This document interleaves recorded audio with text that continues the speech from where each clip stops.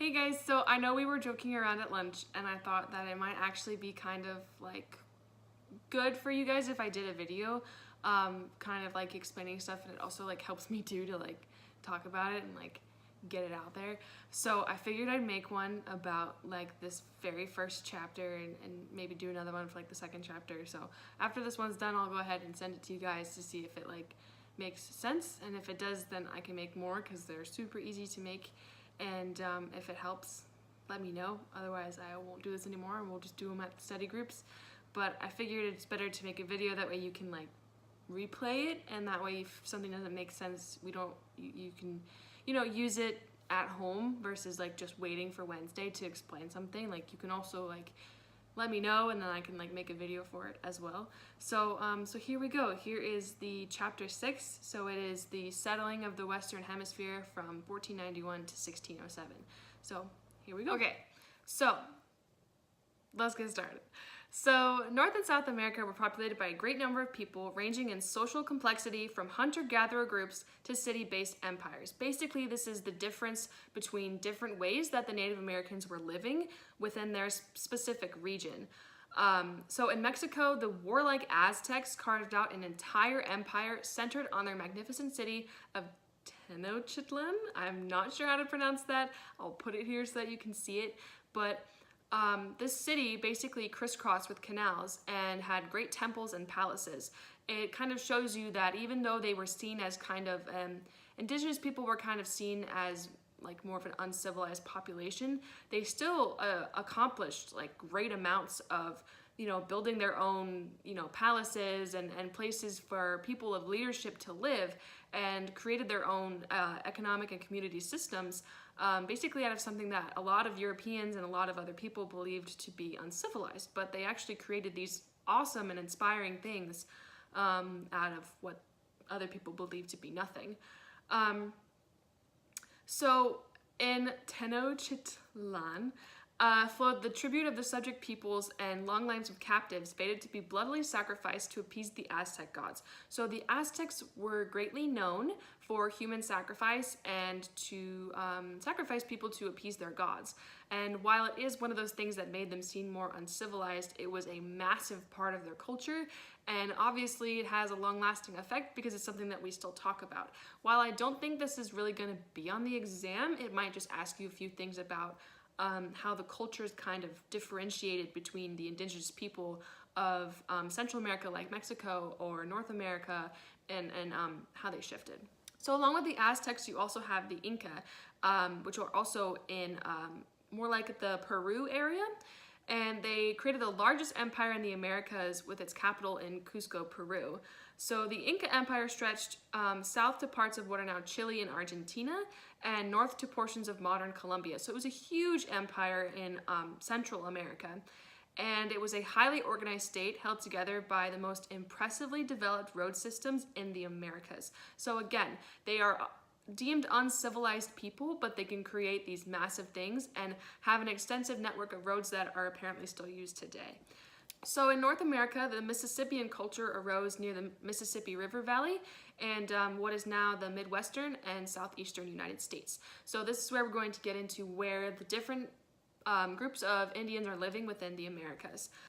So from around AD 800 to 1600 was a notable time for the Mississippian culture to flourish and have urban development with mounds, temples, and other buildings that were erected.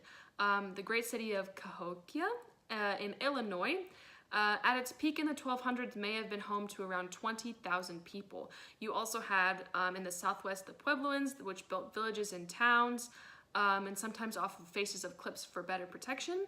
You have other North American peoples who did not live in permanent settlements, but they lived a nomadic lifestyle, which involved lots of movement depending on where they could find their sources of food and where they could have great protection, because if you had weather or other various things that could potentially wipe out a population of your people, like famine or weather, like I said, these groups of people were able to move very quickly and very efficiently.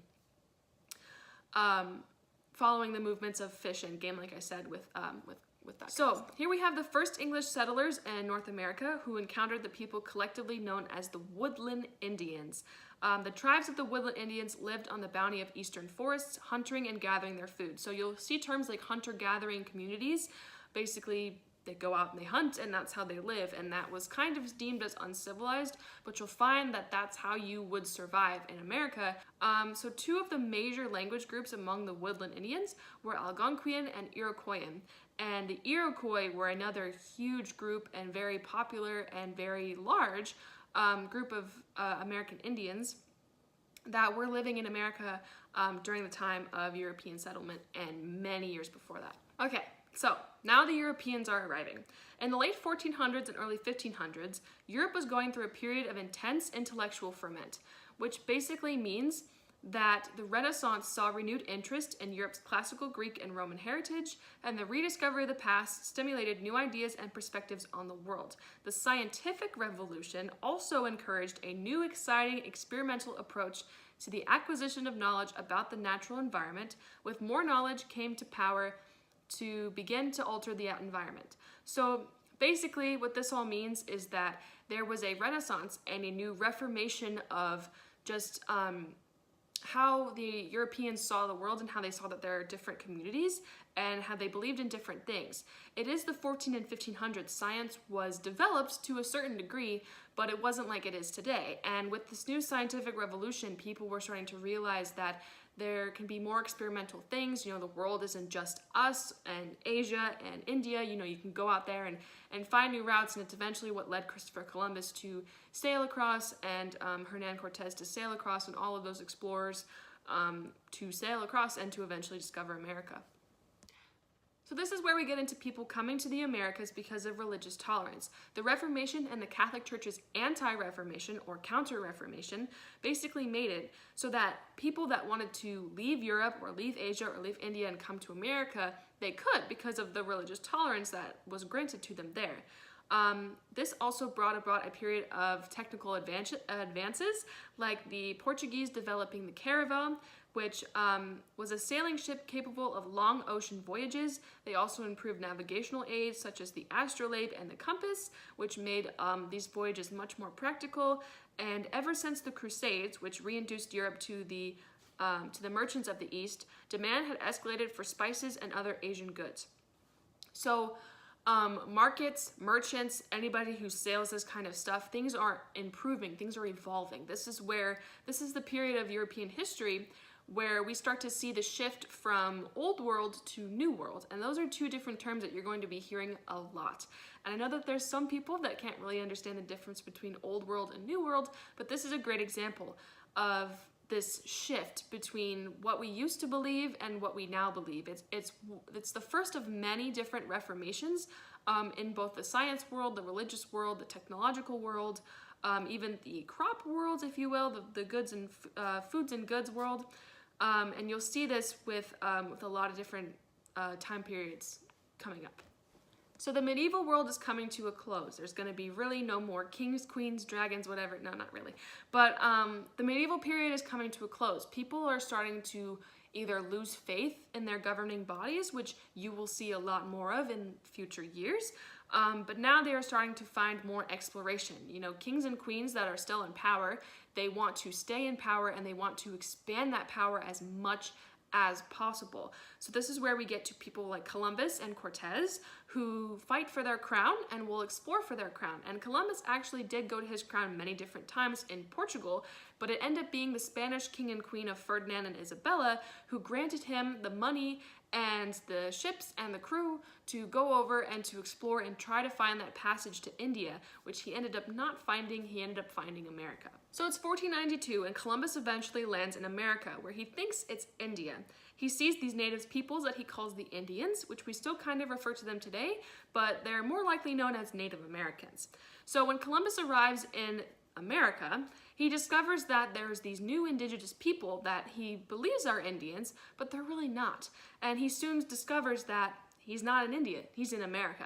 So he goes back to Spain and tells all of the Spanish people and the king and queen of all the gold, the spread of God that he's done, all the gold that he's found, the spread of God that he's created, and this new source of labor, source of crops, source of animals that he's found. And he convinces these people to let him return to the Americas, where he can start the encomienda system. Now, the encomienda system forced Native Americans onto Spanish plantations in exchange for the dubious benefit of Spanish protection. This is where Columbus starts to take advantage of the native peoples and use their abilities and all of the stuff that they already own to his own benefit and the benefit of the Spanish people. It's one of the most earliest forms of justified slavery. So along with the encomienda system and basically the beginning of the discrimination against Native Americans and indigenous peoples also comes the Columbian Exchange, which is another huge term. And the Columbian Exchange has kind of been like drilled into our heads basically at this point, but just to go over it again, it is the exchange of crops, animals, diseases, and ideas between the Old World and the New World. Now, some of this was for the better, you know, crops and animals. Horses were a big thing that were brought over from Europe, and they ended up in the Americas, and it's one of the trademark things that Indians use.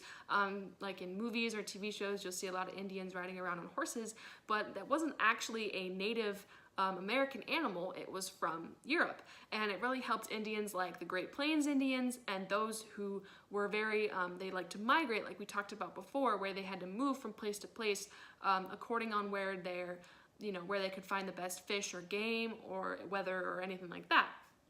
So the Columbian Exchange benefited Native Americans, and it also benefited Europeans due to great amounts of famine and crop failure and just harsh, dry soil. The tropical climate of more of the southern parts of America were great places to grow crops, and soon they realized that they could start sending those crops over and growing them in Europe. But along with that came something of disease, and smallpox was a big disease that killed vast populations of Native Americans. Native Americans went from in the millions to now they're kind of decreasing and decreasing and decreasing as more Europeans arrive and as more of them leave. As they can contract different diseases. And it wasn't just the Native Americans that contracted these diseases.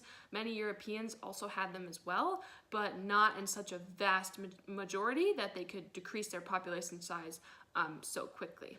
So while Columbus is discovering America, Hernan Cortez discovers Mexico in 1519.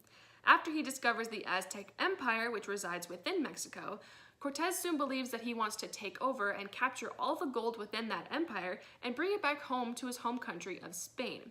However, when tensions and conflict arise, Cortez is forced to leave the empire, and their leader, Moctezuma, is eventually killed.